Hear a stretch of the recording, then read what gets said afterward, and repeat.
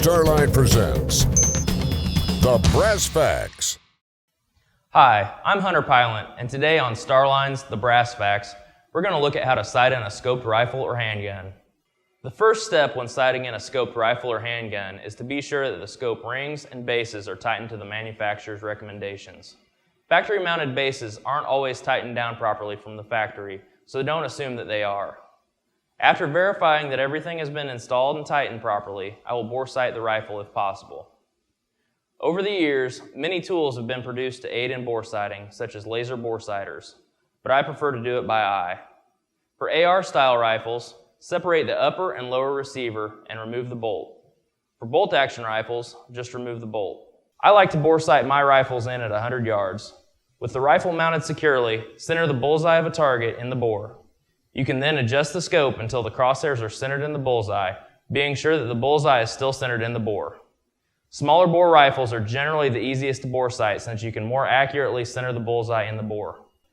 The larger the bore and the shorter the barrel, the harder it is to bore sight. You will also find that it is easier to bore sight a rifle with a high magnification scope than a rifle with a low magnification or red dot scope.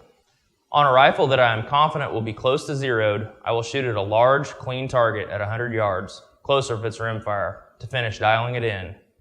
This is where it is important to know the adjustment increments of your scope. On the windage and elevation turrets, it should be labeled the distance the point of impact will be moved at 100 yards.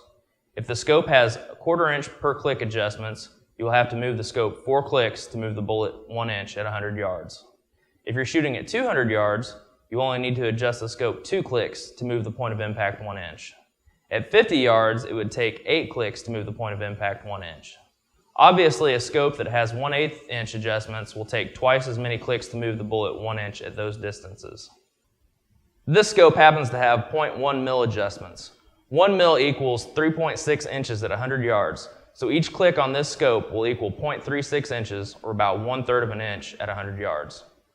On a rifle that I am not able to bore sight by eye, such as lever action rifles, I will set up a large, clean target at about 25 yards and start shooting and adjusting the scope, keeping in mind that the scope adjustments will only move the point of impact 1/4 of what they would be at 100 yards. You should adjust your windage to be exactly center, but leave the elevation slightly low by 1 to 2 inches. This is to account for the bullet path still being below the line of sight, so the bullet is still rising. You can then move out to a longer distance and zero the rifle as desired. I prefer to sight most of my centerfire rifles in to about 2 inches high at 100 yards. This zero will allow me to hold pretty much dead on out to about 250 yards while hunting. If you are in an area where you may be shooting farther than 200 yards or so, a quality exterior ballistics program can really help determine where you should zero your rifle at, based on the distances you expect to be shooting, and it will show you how high you should hold on the longer shots. This scope also has a mil-dot reticle, so I will actually zero it for 100 yards and then use the aiming points on the reticle for 200 to 500 yards. Thanks for watching, and be sure to check us out online at starlinebrass.com.